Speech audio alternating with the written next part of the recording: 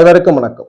நீர் ராசியிலே பிறந்தவர்களுக்கு எந்த கிரகம் யோகங்களை செய்யும், எந்த கிரகத்தினுடைய காலகட்டம் ஜாதகர்களுக்கு அதிர்ஷ்ட பலனை பெற்று தரும், அதை பற்றி தான் இந்த வீடியோவில் பார்க்க போறோம்.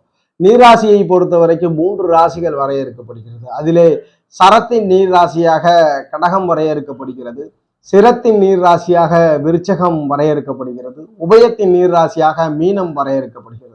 குடும்பத்திற்காக பயணப்பட்டு திரவியங்கள் சேர்ப்பது, மக்கள் நல்ல பணிகள் அதிகம் செய்வது, மக்கள் சேவை செய்ய விரும்புபவர்கள், அன்பு பாசம் கொண்டவர்களாக இந்த 3 ராசியில பிறந்தவர்கள் விளங்குகிறார்கள். நீராசியினுடைய தன்மையில கடல் கடந்து அல்லது நீர்நிலைகள் கடந்து தொலைதூர பயணத்திற்கு இந்த 3 ராசிகளும் ரொம்ப முக்கியத்துவம் பெறுகிறது. இந்த 3 ராசியிலே பிறந்தவர்கள் குடும்பத்திற்காக கண்டிப்பாக உழைக்கக்கூடியவர், அன்பு செலுத்துபவர்களுக்காக மறு அன்பு செலுத்தக்கூடியவர், அன்பானவர்கள், ரொம்ப பரிவு குணம் கொண்டவர்கள், எண்ணம் படைத்தவர்கள், சாந்தத்தன்மை, மக்கள் மீது பாசமும் பரிவும் கொண்டவர்கள், அன்பை எதிர்பார்ப்பார்கள். உண்மையான அன்பு கிடைத்தால் அவர்களுக்கு எதையும் செய்யக்கூடிய தன்மை கொண்டவர்களாக இந்த 3 ராசியிலே பிறந்தவர்கள் விளங்குகிறார்கள். அதுபோல் குடும்பத்திற்காக திரவியத்திற்காக பயணப்பட்டு திரவியங்கள் தேடக்கூடியவர்கள், அதிக பயணங்களை மேற்கொண்டு அதன் மூலியமாக லாபங்களை பெறக்கூடியவர்களாகவும் இந்த 3 ராசியிலே பிறந்தவர்கள் விளங்குகிறார்கள்.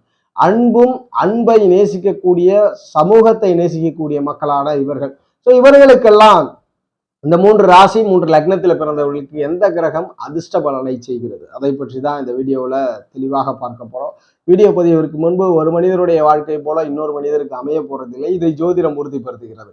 அறிவியலும் உறுதிப்படுத்துகிறது, ஒரு மனிதனுடைய வாழ்க்கை போல இன்னொரு மனிதருக்கு அமைய போறதில்லை. எப்படி என்றால் கிரகங்களை மையமாக வைத்துதான் ஜோதிட பலன் கொடுக்கிறோம். அந்த வகையிலே இன்றைய தினம் இந்த நேரத்தில் பிரபஞ்சத்தில் கிரகங்கள் எங்கு சுழண்டு கொண்டிருக்கிறதோ மீண்டும் அந்த இடத்தை அடைய போறதில்லை, சூரியன் முதற்கொண்டு. அதனால் அறிவியல் படியும் ஒரு மனிதருடைய வாழ்க்கைக்கு இன்னொரு மனிதர் வாழ்க்கை ஒப்பிட முடியாது. ஒவ்வொருவரும் வித்தியாசமான காரியங்களுக்காக பிறந்தவர்கள்.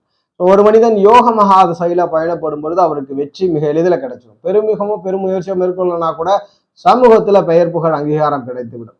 அவயோக மகாதசையிலே பயணப்படும் பொழுது பெரும் யுகமோ பெரும் முயற்சியோ மேற்கொள்ளனா கூட சமூகத்திலே எவ்வளோ எஃபர்ட் போட்டாலும் எஃபர்ட் போடலனாலும் வெற்றிகளை குறைச்சி கொடுக்கறது நல்ல பலன் இல்லை. பெருமுயற்சி பெருமிகம் எதுவுமே பண்ணலாம் கூட தோல்விகள் தான் இருக்கு. ஸோ அப்போ அவயோக மகாதசையில இருக்கிறவங்களுக்கு தோல்விகள் அடிக்கடி வந்து சேர்க்கிறது. யோக மகாதசையிலே இருப்பவர்களுக்கு எதை செய்தாலும் வெற்றி கிடைக்கிறது. எதுவாயினும் ஆன்மாவை நிதியம் பண்ணணும். அந்த வகையிலே ஒவ்வொரு மனிதனும் யோக மகாதசையில பயணப்படும் பொழுது சக மனிதர்களிடம் ஏற்றத்தாழ்வில்லாத மனநலமையோடு பழகணும்.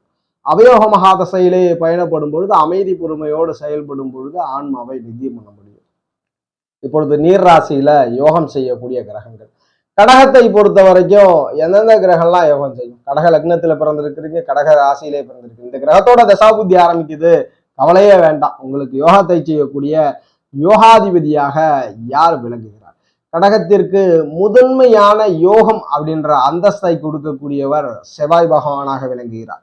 செவ்வாயினுடைய திசா புத்தி அந்தர சூட்சம பிரணவ காலகட்டங்கள் வெற்றி உண்டு செவ்வாய் உங்களுக்கு யோகாதிபதி ஆகிறார். அடுத்த படிநிலைகள கடகத்திற்கு குருபகான் யோகாதிபதி ஆகிறார். அதற்கு அடுத்த படிநிலைகள்ல சந்திரன். 3 கிரகங்கள் தான் யோகத்தை செய்யணும். இந்த 3 கிரகங்கள் தான் யோகாதிபதி. அதுல முதன்மை செவ்வாய்க்கு, அடுத்த படிநிலைகள்ல குருபகானுக்கு, அதற்கு அடுத்த படிநிலைகள்ல சந்திரன். இந்த 3 கிரகங்களே உங்களுக்கு மிகப்பெரிய விசேஷமான அதிர்ஷ்ட பலனை கொடுத்து செல்கிறார்கள். நீராசியில கடகமான முதன்மை யோகாதிபதிகளாக செவ்வாய் குரு சந்திரன் விளங்குகிறார். இவர்களுடைய தசாபுத்தி அந்தர சூட்சம பிரணவ காலகட்டம் உங்களுடைய வாழ்க்கையிலே உங்களை மேம்படுத்தக்கூடிய, உங்களை அதிர்ஷ்ட லெவலுக்கு கொண்டு போகக்கூடிய காலகட்டம். அதற்கு கிரகம் எந்த நிலையில இருக்கணும்? எப்பயுமே ஒரு கிரகம் யோகத்தை செய்ய ஸ்தான பலத்தில் இருக்கணும். இந்த 3ல் ஒரு கிரகம் ஸ்தான பலமாவது இருந்தால் வாழ்க்கையில வெற்றி பெற்று விடுவீர்கள். அந்த ஒரு கிரகம் எப்படி இருக்க வேண்டும் என்றால் ஆட்சி, உச்சம், நீசபங்கம் பெற்ற நிலை, நீச பரிவர்த்தனை பெற்ற நிலை, வர்க்கோத்தமம் பெற்ற நிலை, திக்பலம் பெற்ற நிலை, இயல்பு பரிவர்த்தனை பெற்ற நிலை, நட்பு நிலைகள்ல கிரகம் இருந்துச்சுன்னா ஸ்தான பலம் இருக்கு. இப்படி ஸ்தான பலத்தோட ஒரு கிரகம் இருந்தால் அவருடைய தசாபுத்தி வருமாயின் நீங்கள் அதிர்ஷ்ட பலனை அதிகம் அனுபவிப்பீர்கள். அதுபோல உங்களுடைய சுய ஜாதகத்துல கிரக வலு ரொம்ப ரொம்ப முக்கியமான விஷயம். அடுத்தபடி நிலைகளை விருச்சகத்துல பிறந்திருக்கிறீங்க, விருச்சக ராசியோ லக்னமோ நீர் ராசியில் பிறந்த உங்களுக்கு யோகம் கிடைக்கணும்னா யார் முதன்மை நல்ல பலனை பண்றார்? முதன்மையில நல்ல பலனை விருச்சகத்திற்கு பண்ணக்கூடியவராக குருபகான் விளங்குகிறார். குருபகான் முதன்மை யோகராகவும், அடுத்த படிநிலையிலே சந்திர பகவான் யோகராகவும், அடுத்த படிநிலையிலே செவ்வாய். குரு சந்திரன் செவ்வாய் இந்த மூவரும் தான். இதுல முதன்மை குருவிற்கு, அடுத்து சந்திர பகவான், அடுத்து செவ்வாய் பகவான். இந்த 3 கிரகங்களில் ஏதேனும் ஒரு கிரகம் ஸ்தான பலம் பெற்றிருப்பது, 3 கிரகம் ஸ்தான பலம் பெற்றிருப்பது அல்லது நட்பு நிலை ஏதோ ஒரு வகையில ஒரு கிரகம் ஸ்தான பலம் இருந்து தசை நடக்குது அல்லது புத்தி நடக்குதுன்னா அது உங்களுக்கு யோக காலகட்டம். அந்த கிரகம் யோகத்தை செய்ய போகிறது. உங்களுடைய புது முயற்சி புது வியூகங்களை அப்போது பிரயோகப்படுத்தினால் வெற்றிகள் கிடைக்கும். அப்ப விருச்சகத்தை பொறுத்த வரைக்கும் முதன்மையில குரு தசை குரு புத்தி குரு அந்தரம் குரு சுட்சமம் குரு பிரணவம் இந்த காலகட்டம்லாம் வெற்றி கொடுக்கிறது.